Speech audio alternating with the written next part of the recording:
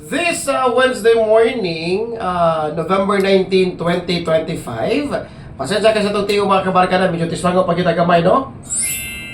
Atong pag-esgutan mga kabarkada, o unsa ning word nga manipulator. Kay basin makasugat ka ani ba or nakasugat na ka ani sa imuhang katilingban pero wala ka nakabantay nga manipulator di siya. Now, usa sa mga character sa manipulator mga kabarkada. Kanang klaro gyud nga manipulator ba, no? Kaning mga manipulator, mao ni silang mga tawhana nga paulit-ulit lang ang ilahang mga kasaypanan. Pabalik-balik lang ang ilahang mga sayop. And then, ang ilahang yung hinagiban permanente, kaya makarealize mo na sila nga sayop sila, is kaning word nga, sorry.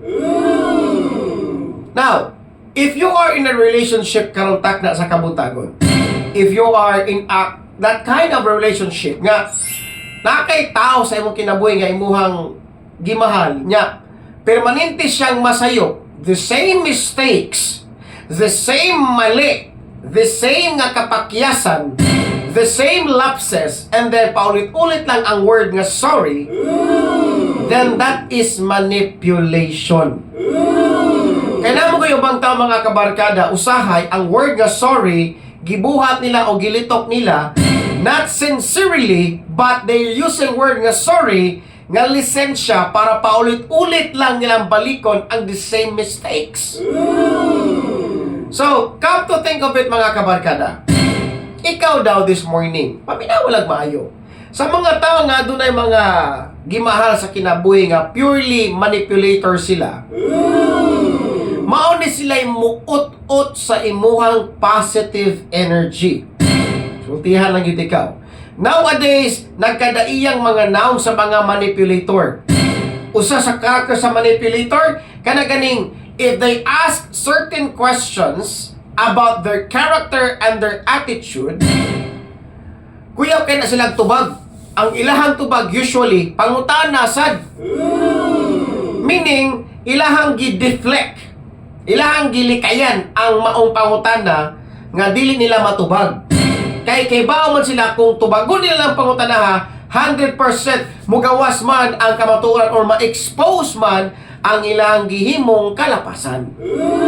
Mo nang ubang mga tao kung pangutan-on ka sa mga butang nga nakapasakit nimo, kasagaran nilang tubag mga kabarkada, hilabi na sa mga in a relationship, ay uso kay ni, uso kay ni. Hilabi na kung pangkutanon nimo lang imong partner, ngano di ay ni, ngano din butanga, anay uban magilak-hilak dayon. Magyud ka, perminti ko nimong daog-daogon. Wala, without any listening sa kung unsa ang pangutana. Kanaganing wala sila accountability ba? Wala sila accountability sa nahitabong kasakit diha nimo tungod sa ilahang batasan. Dili man na sila mo ako accountability. Kaya ang gusto nila nga dili sila mahimong bati sa mata sa ubang tao. Mahibaw-an man gyud nimo ang tao nga manipulator. Kay mahadlok man na silang ma-expose sa ilang pagka-manipulator. Mahadlok kina sila gyud mga kabarkada. Kay ngano man gusto man gud nila nga perfect ang tan-aw sa tao sa ilaha. Maayo kasi ang tao, kanang buutan ka siya nga tao, perfect siya nga pagkatao. Mo nang hadlok na ang manipulator nga ma-expose. Kay doon naman sila yung maskara nga gi-maintain. Busa this morning, let me remind you nga kung naa ka sa karelasyon, o niya nakabaton kag tao nga manipulator, sabta akong bote pasabot mga kabarkada, that if you are in a kind of relationship nga, imong karelasyon is dako kayong manipulator, huna-huna pag-ayo kung unsay angay nimong buhaton. Angay pa bang ipadayon or angay pa bang dili ipadayon? Kay kaning manipulator mga kabarkada, dili man sila mausab unless they decide to change. O kanang permanente ka makalong, promise mag-usab na lagi ko, promise mag-utro na lagi ko, dili na lagi mag-usab ang akong gibuhat nga sala. Nga sunod buwan, maura gyapon. O di manipulator, manipulation at its finest. Kana gani mga yung tag-sorry mga kabarkada, kana mga itagpasaylo sa ato ang hinigugma ba, kay nakasalata. At atong paniguraduhon nga kanang iguma na itong pangayong pasaylo sa atong hinigugma, paniguraduhon na itong mga kabarkada nga dili na gini mabalik ni susama nga sala. Dili kay paulit-ulit na pangayog sorry, murag gi-enjoy pa gani nimo ba ang pagpakasala? Murag enjoy pa kay kasanan nga gibalik-balik nimo ang sala. Murag lingaw pa kay kasanan mga kabarkada ba nga, uy, happy man kay ko sa akong pagpakasala.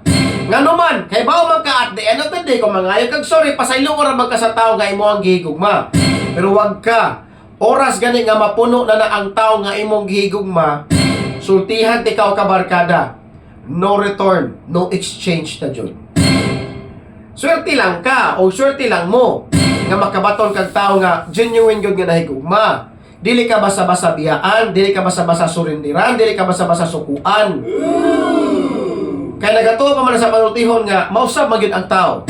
Pero oras gani nga makita niya nga dili gid ka mausab, nga mao gid ang imong batasan, ingon ana gid imong karakter. Ayaw paabutan nga kanang tawhana motulo ang katapusang luha. And then muingon na siya nga diri na lang kukutob. Ayaw gid na paabutan mga kabarkada.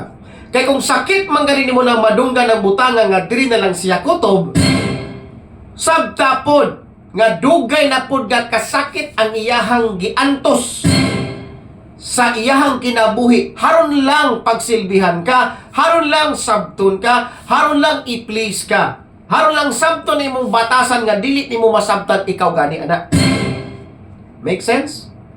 So i-treasure ni mga tawhana. Ikaw diha nga manipulator. Kiba ko nakadungog ka karon o kiba kung guilty ka, kiba ko naka-feel ka guiltness sa kung buti pasabot. Pag-usab na. Dili lagi lisensya ang sorry para paulit-ulit nimong balik-balikon ang imuang susamang sayo.